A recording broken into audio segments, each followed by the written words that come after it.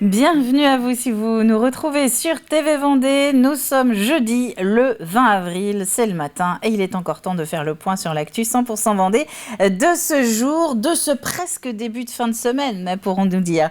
Alors ce matin, nous parlons notamment de solidarité. Oui, on va consacrer une partie du début du journal à ce sujet. Nous allons notamment évoquer cette formation prévention et secours civique qui permettent à des bénéficiaires du RSA en Vendée de retrouver la voie de l'insertion. Une remise de diplôme a été organisée il y a quelques jours du côté de Montaigu-Vendée.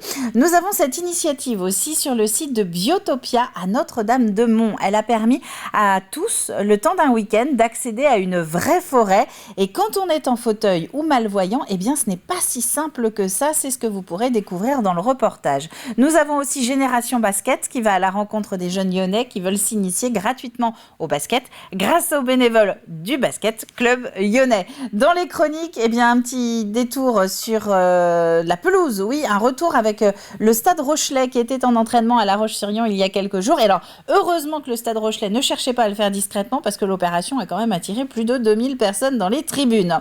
Nous parlons également du Vendée Quiz ce matin, aussi bien avec notre extrait désormais habituel de la matinale pendant ces vacances de printemps. On vous donne une ou deux petites questions pour que vous puissiez tester vos connaissances justement sur la Vendée, mais aussi en retrouvant Aurélien Huard pour en savoir plus sur l'organisation et les coulisses de ce jeu. Aurélien, c'est l'invité de notre chronique presse hebdomadaire. Avant de développer tout ceci, je vous propose de commencer par les prévisions météo. Elles sont plutôt bonnes, ces prévisions météo, donc on peut y aller. Ouvrez les yeux, regardez l'écran. Du soleil pour tout le monde dès ce matin. On va juste avoir le retour du vent de nord-est à hauteur de 30-40 km/h qui pourrait un petit peu perturber cette journée. Pour le reste, nous démarrons le jeudi sous un grand ciel bleu.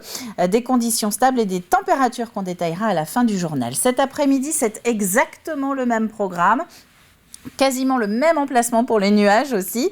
Le vent est toujours présent. Les maximales, elles baissent un petit peu par rapport à hier. Pas de 20 degrés en Vendée aujourd'hui. Plutôt 16 dans le Bocage, 17 dans le centre et sur le nord du littoral vendéen, 18 dans la frange sud de la Vendée. Nos rendez-vous marées à présent. Avec trois rendez-vous ce jour. Le 4e bascule juste après minuit. Une journée qui a de très forts coefficients. Ce sont les plus forts dans le mois. 101 en début de journée, 102 cet après-midi. Alors, vu le temps et les horaires de basse mer, en l'occurrence midi moins 20, c'est le moment idéal pour aller sur le Gois. On enchaîne avec le palmarès hebdo des carburants. On commence avec le gasoil, 1,68 €, 1,69 €. Ce sont les prix annoncés pour la Châtaigneraie, Benay, Chaland ou encore Saint-Gilles-Croix-de-Vie sur prixcarburant.gouv.fr et a priori mis à jour au 19 avril. On passe au 95 E10 à présent, avec un litre qui tourne là plutôt autour d'1,85 € dans les stations les plus compétitives du département, à savoir la Châtaigneraie, le Poiré-sur-Vie, Chaland et Saint-Gilles-Croix-de-Vie. Et nous terminons ce palmarès hebdo avec le GPL qui nous emmène du côté de Saint-Gilles-Croix-de-Vie, de Chaland, de Luçon et de Bretignolles-sur-Mer pour un GPL à 0,83, 0,95 le litre. Ce sont des données d'ailleurs que vous pouvez retrouver, donc je vous le disais tout à l'heure, sur Internet. Prix-carburant.gouv.fr.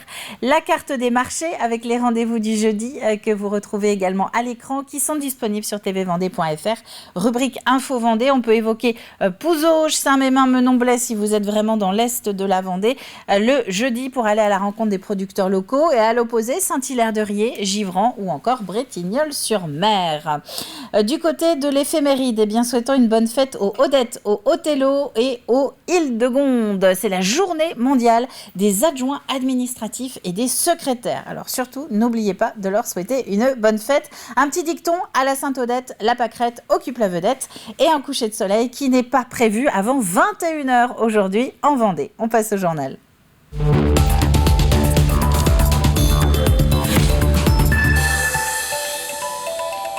Un chiffre pour commencer ce journal. Un peu plus de 6100 Vendéens touchaient le RSA au 31 décembre dernier. Une allocation versée aux plus de 25 ans dont les ressources ne dépassent pas 599 € par mois.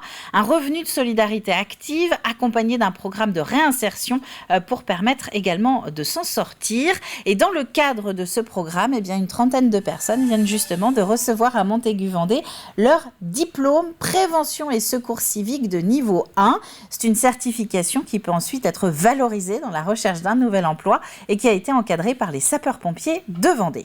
Il y a déjà une première chose à savoir faire, c'est une bonne alerte pour pouvoir dire les bons éléments pour que nous, sapeurs-pompiers, on puisse engager les moyens qu'il faut. Et ensuite, les gestes de premier secours. Donc, à savoir, par exemple, traiter une hémorragie, savoir détecter un arrêt cardiaque pour faire un massage cardiaque ou mettre un défibrillateur automatique externe. Et surtout, ce qui est important, c'est que les personnes qui sont formées vont oser porter secours et ne pas rester en retrait, à ne rien faire et y aller. Parce que les gestes, il faut les faire. Et quand on les connaît, on n'a pas peur de les faire. Alors au-delà de l'aide apportée, c'est aussi, vous l'avez entendu en filigrane, la possibilité pour ces stagiaires de gagner confiance en eux. C'est important parce que ça permet de sauver des vies. Si nous, on peut sauver des vies, ce serait pas mal. Et ça m'arriverait, moi, personnellement, j'aimerais bien qu'on le fasse pour moi aussi. Et le fait d'acquérir ce diplôme, c'est quand même une vraie reconnaissance pour eux. C'est pour ça qu'on organise un petit peu ces cérémonies pour les féliciter, pour les encourager, pour leur dire que oui, ils ont acquéri un diplôme, c'est super. Et voilà, il faut qu'ils en profitent et qu'ils le mettent en avant. Nous évoquions le sujet en début de semaine. L'heure civique arrive en Vendée. Son principe est très simple, inciter les communes à valoriser et encourager l'engagement de leurs administrés en leur proposant de donner 1 heure de leur temps chaque mois à l'entraide entre voisins ou pour leur collectivité. Après la Génétouze, 13-Septier ou encore Saint-Révérend, c'est Fontenay-le-Comte qui rejoint à son tour le mouvement. Le dispositif de l'heure civique va permettre évidemment à tout à chacun de s'inscrire sur la plateforme pour aider effectivement des événements municipaux, mais surtout et avant tout, j'ai envie de dire, venir épauler et appuyer nos associations locales qui sont en demande et en recherche de bénévoles, que ce soit dans le domaine de la solidarité, de l'environnement, du sport, de la culture. Grâce à ce dispositif, la commune va être une sorte de plateforme qui va permettre de relayer vers les associations qui sont en demande de bénévoles. Donc à la fois le service des quartiers, puis le service du CCS, donc il va pouvoir gérer cette notion de solidarité, de l'heure civique. Et puis nous, on sera le relais auprès des associations et puis des événements municipaux pour que nos bénévoles puissent être attachés à un projet, un programme, à une association. Une initiative d'Athanas Périfan dont le nom vous évoque peut-être quelque chose puisque c'est lui qui a lancé en 1999 la toute première fête des voisins. C'est un loisir gratuit, simple à organiser et qui semble à la portée de tous. La balade en forêt n'est pourtant pas accessible à tous les promeneurs. C'est ce que vous allez découvrir dans quelques instants et sa découverte éclairée l'est encore moins. Biotopia a donc décidé d'organiser le week-end dernier 2 jours de forêt pour tous, des visites en langue des signes ou sur de larges chantiers que des fauteuils peuvent emprunter. À la clé, une immersion sous les pins destinée à différents publics, jusqu'à présent peu pris en considération dans les visites touristiques. Alexandre Debray. Je veux pas emprunter des chemins qui sont pas aménagés, parce qu'il faut savoir qu'un fauteuil, ça crève. Accéder à la forêt relève parfois du casse-tête pour les personnes à mobilité réduite.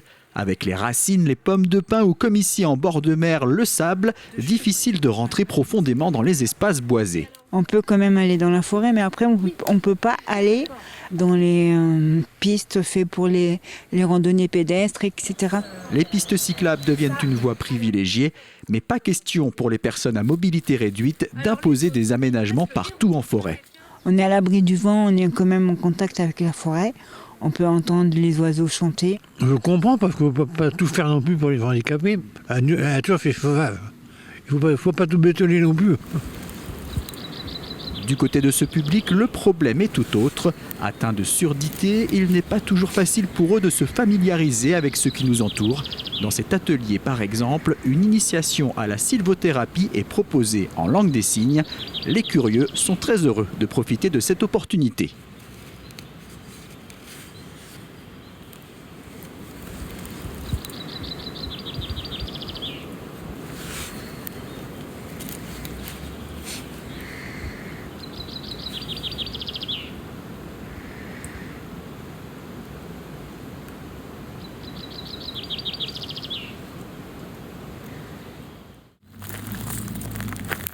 Une personne sur 7 de plus de 15 ans est considérée comme handicapée en France. Selon Stéphanie, des progrès sont nécessaires pour ce large public, aussi bien en langue des signes que de manière générale. On est loin quand même à ce que tout soit vraiment accessible, que ce soit pour des visites culturelles, que ce soit dans l'éducation, que ce soit dans l'accès aux soins. L'accès à la nature, à la forêt, comme il y a un déficit d'accessibilité en langue des signes de façon générale, ça en fait aussi partie. Donc moi, si je peux mettre ma pierre à l'édifice, c'est ce que je fais. Depuis 2005, une loi impose l'égalité des droits et des chances pour les personnes handicapées, mais les espaces naturels ne sont pas concernés. L'Office national des forêts propose toutefois un label tourisme et handicap décerné aujourd'hui à plus de 60 sentiers français. Et nous allons rester un petit peu dans l'atmosphère des forêts justement avec cette prochaine rénovation des ateliers de la filière bois du lycée Notre-Dame à Fontenay-le-Comte. L'établissement serait unique en son genre dans la région des Pays de la Loire. Il propose aux élèves d'apprendre les métiers de la menuiserie et de la construction bois. Au total, près de 200 étudiants du niveau CAP au BTS en passant par le bac pro. Des jeunes qui évoluent pour l'instant dans 2000 m² d'ateliers construits dans les années 70. Des ateliers qui ne sont plus adaptés aux nouvelles pratiques. Un appel au mécénat est donc lancé pour compléter l'enveloppe budgétaire. Désormais, il est vraiment nécessaire de mettre aux normes, des normes phoniques, des normes au niveau de l'éclairage, des normes aussi énergétiques, et puis tout simplement aussi revoir les espaces, parce que les formations ont évolué, et la pédagogie aussi, donc il faut remettre tout à plat.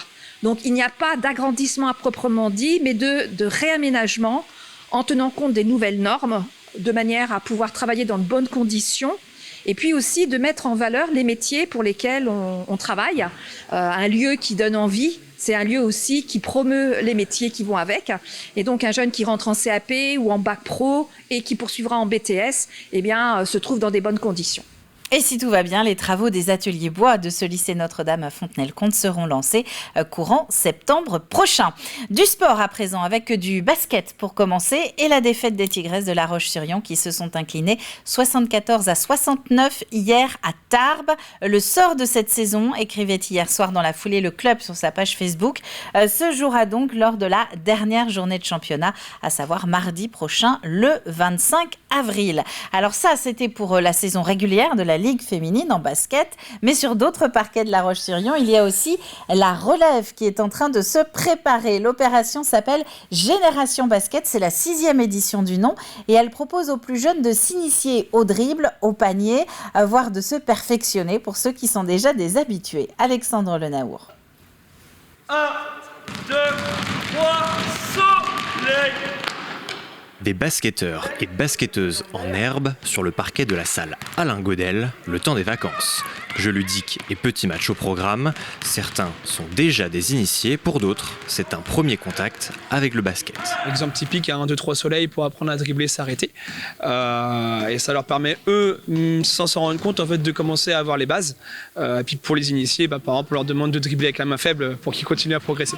Il y a une bonne partie des enfants qu'on a qui viennent vraiment dans ce but-là, c'est-à-dire j'ai envie de changer de sport ou d'essayer de faire un premier sport. Même il ne leur faut pas de basket plus tard. On ne sait pas, au collège, ils peuvent avoir des cycles de basket, etc. S'ils peuvent avoir des meilleures notes grâce à nous au collège, on sera content d'avoir aidé. Sous l'égide de la Fédération française de basket et d'un grand sponsor national, le centre Génération Basket est gratuit et sans inscription. L'encadrement est assuré par le Basket Club Lyonnais. Pour les plus jeunes, le matin, et les moins de 20 ans l'après-midi. Le matin, c'est souvent travail sur la dextérité, des choses un peu individuelles.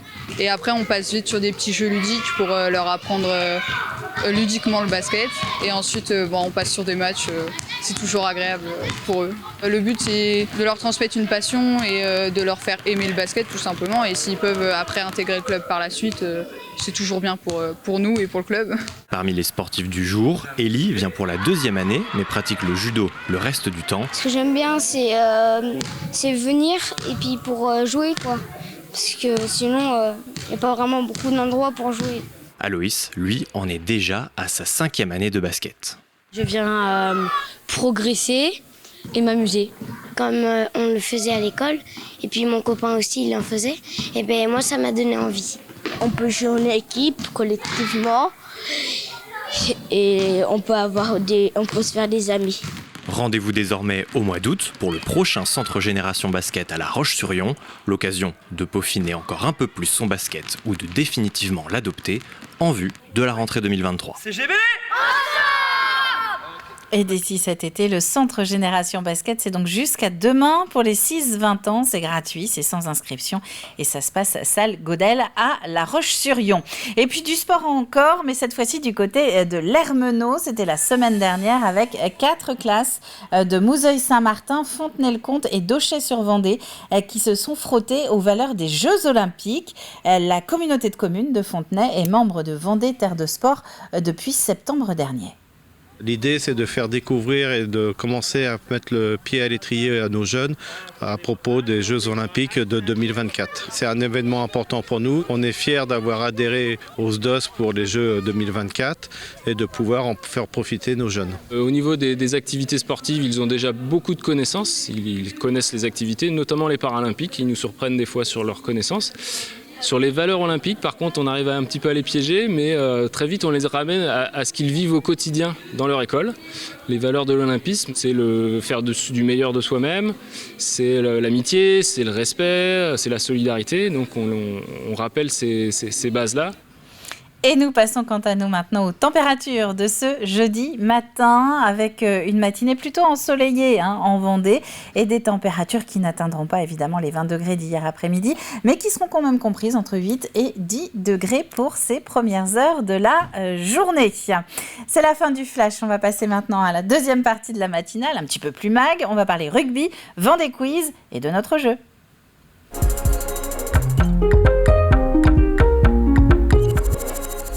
On commence avec le plus de l'info. Nous allons revenir sur le déplacement plutôt remarqué du stade Rochelais. C'était la semaine dernière à La Roche-sur-Yon. Le fruit d'un partenariat entre le club lyonnais et son homologue de Charente-Maritime, ce qui permet aux Vendéens de s'offrir un petit peu de top 14 directement à domicile.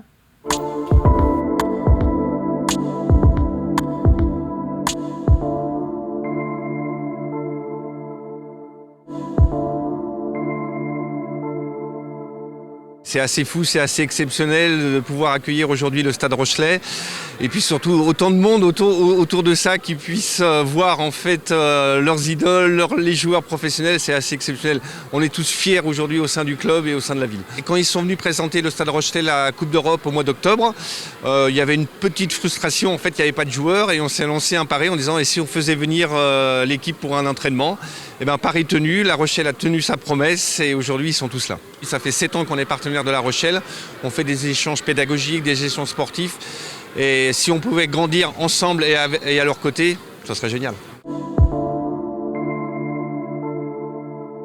Il y a beaucoup d'enfants déjà, donc ça c'était le premier but, c'était de faire venir en fait des scolaires. En face, dans la tribune d'en face, vous avez 350 enfants qui sont là et qui vont faire une séance découverte rugby après l'entraînement par les coachs de La Rochelle. Et puis autrement, on a du public vendéen, on a du public même de La Rochelle, je crois, qui est venu, d'autres qui m'ont dit qu'ils n'arrivaient pas à avoir des places à La Rochelle, donc ils viennent à La Roche-sur-Yon. Très fan depuis longtemps. À la base, je suis venu pour Danty parce que depuis Racing 92, je l'aime bien. Donc voilà, j'ai pu le voir, on a pris une photo ensemble, nickel. On est vendéens, mais fans de rugby. Quand on arrive à avoir des places pour aller voir La Rochelle, c'est le Graal. Mais voilà. C'est compliqué d'avoir des places là-bas parce qu'il y a beaucoup d'abonnements. On avait l'occasion de venir aujourd'hui et puis voir l'équipe première de La Rochelle. D'autant plus, ils sont champions d'Europe quand même. Donc c'est intéressant de les voir de près. Ça fait un moment que je les suis, Stade Rocher, depuis que je suis en France. Et je suis quasiment tous les matchs sur la télé. Et puis là, de voir des entraînements, c'est quand même incroyable à voir. Tous les gamins, ils aiment bien venir voir les joueurs de La Rochelle. Donc on a fait quelques minibus et on est venu avec une cinquantaine de gamins pour voir un petit peu les stars de notre jeu. Moi, j'aime bien Thomas Avot. Comment il s'appelle? Celui avec le bonnet jaune. Teddy. Teddy, il est trop gentil, il est trop fort. Ouais, trop fort. C'est mon joueur préféré.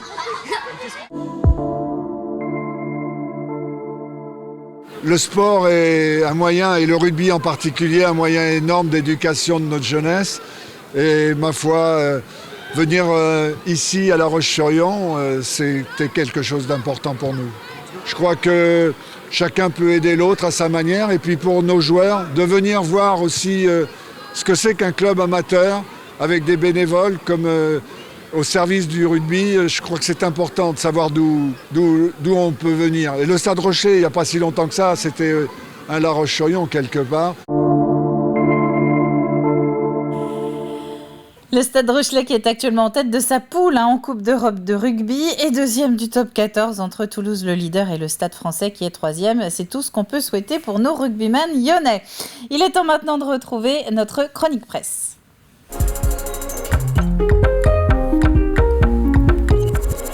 Et une fois n'est pas coutume, c'est Aurélien Huard qui est journaliste ici à TV Vendée que nous allons retrouver dans la chronique. Et Aurélien, qui habituellement est en charge des sports sur l'antenne, eh bien ne va justement pas du tout nous parler de l'actu des terrains, mais plutôt du Vendée Quiz qu'il a lancé à Noël dernier, qui est de retour sur l'antenne pour une deuxième saison en ses vacances de printemps. Alors pourquoi un jeu de questions sur TV Vendée ? Eh bien la réponse, c'est maintenant. C'était une envie de diversifier un petit peu l'activité et puis aussi de proposer quelque chose qui manquait peut-être un petit peu sur l'antenne de TV Vendée, un peu de divertissement tout en apportant aussi toujours de l'information. C'est un jeu où on peut apprendre beaucoup de choses sur la Vendée. Et voilà, ça donne un ton un petit peu différent. Moi, ça me permet aussi de faire une activité un peu différente de celle de journaliste habituel. Pour commencer, il faut déjà trouver les règles du jeu, le déroulement du jeu. Donc ça, il a fallu qu'on travaille ensemble un petit peu pour trouver la bonne formule, que ça rentre dans le bon timing d'émission. Et puis ensuite, c'est surtout trouver des questions. Ça, c'est vraiment le gros travail. Des questions sur tous les thèmes, sport, géographie, politique, histoire, culture. Et ce qui est compliqué, c'est aussi de jauger le niveau de difficulté des questions. Il en faut des faciles, il en faut des un peu plus dures. Ensuite, il y a tout un travail pour trouver de l'information en plus, pour donner des infos sur ces questions, puisqu'on est là aussi pour apprendre des choses, donc compléter un petit peu les réponses, et autant que possible les illustrer par des images, des photos, des vidéos, des extraits d'émissions, de reportages de la chaîne. J'ai sollicité toute l'équipe de TV Vendée pour qu'on m'apporte des questions, chacun dans son domaine de prédilection. On se base aussi sur tous les reportages, les émissions qu'on a pu faire. Ensuite, c'est des livres, les almanachs de la Vendée, tout est bon pour trouver des questions. Il y a beaucoup de sources différentes. Énormément de choses. J'ai découvert plein de choses sur la Vendée. Comme je le disais, sur les différents thèmes. Alors le sport peut-être un peu moins puisque je connaissais déjà le sujet, mais sur l'histoire, la géographie, la culture. C'est vrai que sur la première saison qu'on avait fait durant les fêtes de fin d'année en 2022, j'avais trouvé après coup que les questions étaient peut-être un petit peu trop difficiles, donc on a essayé de reniveler un petit peu ce niveau-là pour la deuxième saison. Ça m'a paru beaucoup mieux sur cette deuxième saison. On a des candidats qui ont gagné plus de cadeaux, qui ont répondu à plus de réponses, donc je pense que là on a trouvé le bon niveau de difficulté. J'avoue que j'étais content du premier épisode où la candidate, en l'occurrence, a pu aller jusqu'au bout du troisième palier et remporter tous les cadeaux, ce qui n'était pas arrivé à la première saison. Là, on en a eu plusieurs, mais quand c'est arrivé pour la première fois, j'étais content pour elle. Elle avait vraiment répondu à toutes les questions. Elle a pu donc repartir avec un sac bien garni de cadeaux et on était content pour elle. Le Vendée Quiz qui vous propose donc un épisode différent tous les jours sur l'antenne de TV Vendée et dont on va maintenant retrouver justement un extrait.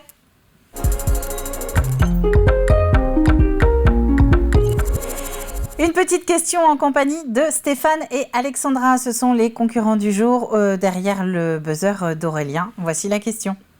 On se prépare à buzzer avec cette première question. On regarde une image. Il s'agit du trou du diable. Et ma question, attention, c'est tout simplement, où peut-on voir le trou du diable ? Sur quelle commune ? Et c'est Stéphane qui a buzzé. À Jars-sur-Mer ? Jars-sur-Mer, non. Pour un point, Alexandra, vous pouvez tenter de répondre à cette question. Sur quelle commune trouve-t-on le trou du diable ? Saint-Hilaire-de-Riez. Et Saint-Hilaire-de-Riez, c'est une très bonne réponse. Le trou du diable, également appelé Marmite du diable, c'est un site naturel creusé par l'océan avec une plateforme aménagée en bois. À marée haute, un ronflement se fait entendre, d'où son nom. Et lors de tempêtes notamment, l'eau y bouillonne comme dans un chaudron. Un point de plus pour vous, Alexandra. Et la suite du Vendée Quiz, c'est tout au long de la journée sur l'antenne et à la demande sur nos différentes plateformes. On passe au jeu.